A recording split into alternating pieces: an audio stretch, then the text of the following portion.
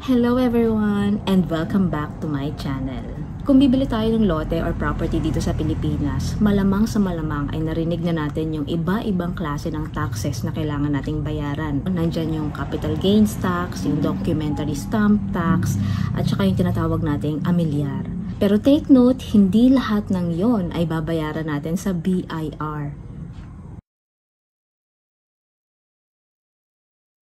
Maisingit ko lang, nung una na naghahanap kami ng property na gusto namin bilhin, no, dito sa Dasmariñas area, naririnig ko na yung mga taxes, no? Narinig ko na yung capital gains tax, documentary stamp tax. Yung amilyar, di ako masyadong familiar doon, no? Pero alam ko tax yun. So, akala ko lahat ng tax ay sa BIR binabayaran. Pero hindi pala ganon. Simulan natin doon sa tinatawag nating amilyar o yung tinatawag nating real property tax. Ito yung buwis or tax na binabayaran ng landowner taon-taon, no? So kapag meron ka ng property na nakapangalan sa iyo, no, meron ka ng kaukulang responsibilidad na magbayad ng amilyar, no, taon-taon. At itong amilyar na ito ay nakabase sa assessed value ng iyong property, ng lote or ng building na nakatayo doon. At binabayaran ito sa local government, no, dun sa LGU kung saan located yung property, hindi sa BIR. At kapag bibili tayo ng property, ito yung isa sa sinisigurado natin na bayad ng seller, no? Yung tinatawag nating real property tax, yung nakalagay sa post kung paid or updated ang amilyar, para masigurado natin na wala tayong extra pa na babayaran. Kasi kung hindi yun nabayaran ng seller, yung buyer ang sasalo yung bayad doon, pati ng mga penalties, no? So ano nga ulit yung kailangan nating tandaan pagdating sa amilyar?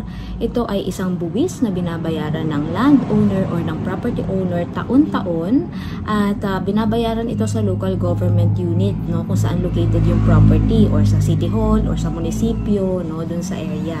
At pagdating naman sa bentahan ng lupa, sinisigurado natin na updated ang amilyar ng property, dahil kung hindi, buyer ang magbabayad doon, no, pati ng mga penalties.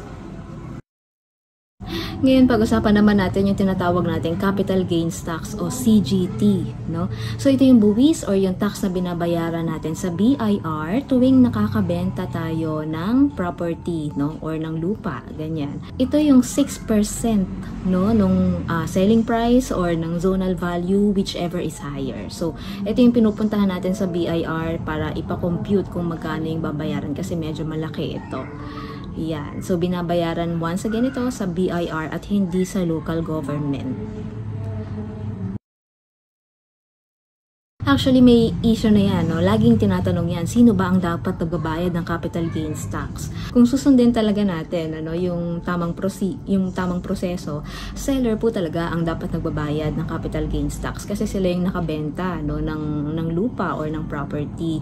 Pero ngayon, depende na sa napagkakasunduan, no? Kasi kadalasan, pinapababa na yung presyo ng property, no? Pero meron ng kasunduan na buyer na ang magbabayad ng capital gains tax. So, make sure na alam nyo kung kayo ang magbabayad ng capital gains tax or kung isa-shoulder nga ba ito ng seller.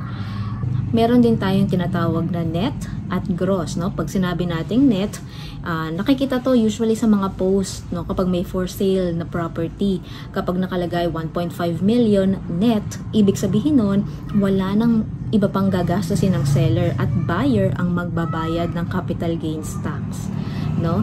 Kapag sinabi naman na gross, no, pag may nakalagay na gross do sa post, ibig sabihin ay willing ang seller na magbayad ng capital gains tax, no? Kailangan malinaw yon kasi 6% ito, no, nung napagkasundo ang presyo ng property. So may times na nag-aaway, no? Lalo na kapag pirmahan na ng deed of absolute sale, tapos doon lang nalaman ng buyer na sila pala yung magbabayad ng capital gains tax. So ito, kailangan linawin niyo pong mabuti na doon sa agent, no, or doon sa seller mismo, pag-usapang mabuti kung sino talaga ang magbabayad nun. May instance kasi na halimbawa nakalagay net, no, doon sa post, tapos in-ignore yun ng buyer. Di niya alam kasi basta nakalagay lang doon 1.5 million net, no? So akala yun na yun. Hindi aware yung buyer nang ibig pala sabihin nun ay siya yung magbabayad ng capital gains tax. Tapos during the permahan ng deed of absolute sale, magulat yung buyer na, ay, ako pala yung magbabayad ng capital gains tax, 6% ito nitong presyo ng property, no?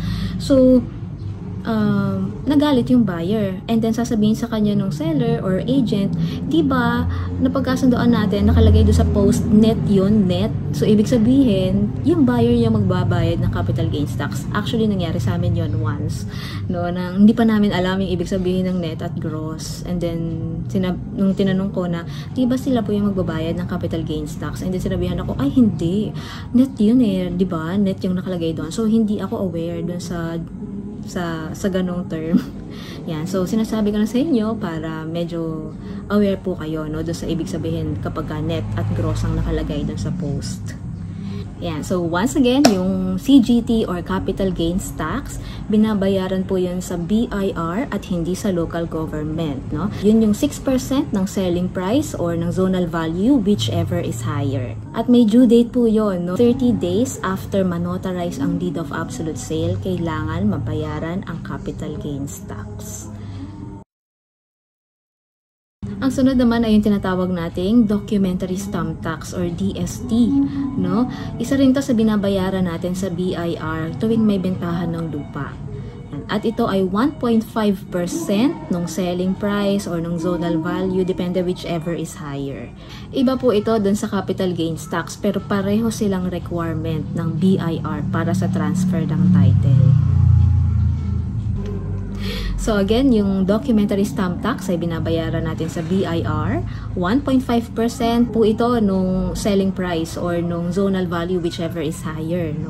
May due date ito, no? So magkaiba sila ng capital gains tax. Ang documentary stamp tax kailangan mabayaran before the 5th day of the month, no? So basta tandaan nyo lang, 5th day of the month. So before May 5, June 5, July 5, yan. So before that date, no, kailangan mabayaran na yung documentary stamp tax.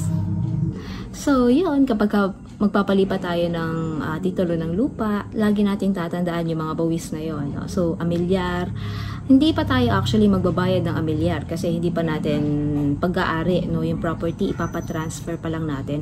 Pero meron tayong tinatawag na transfer tax na ginagawa sa City Assessor's Office, no? Medyo related to doon sa amilyar, no? So ito yung sa video ko sa pagpapalipat ng titulo ng lupa, na kung mapapansin nyo, hindi ko ginawa sa BIR kundi ginawa ko po sa City Assessor's Office. Transfer tax, no, yun po yung term sa kanya na requirement ay within 60 days after ma-notarize ang ating deed of absolute sale, kailangan mabayaran natin. Ayan, so once again, yung amilyar ay binabayaran natin sa local government. Binabayaran ito taon-taon, no? At yung capital gains tax naman and documentary stamp tax ay binabayaran natin once, no, para maipalipat ang titulo ng lupa sa ating pangalan. Para lamang po ito sa transfer of title at binabayaran ito sa BIR. Yan. Ayan, sana po ay nakatulong ang video na ito sa inyo. Actually, para po talaga ito sa mga newbies, no? Kung nakatulong ang video na ito, don't forget to like and subscribe to my channel para lagi din po kayong updated sa mga susunod na uploads. Ayan, thank you for watching and God bless everyone. Bye!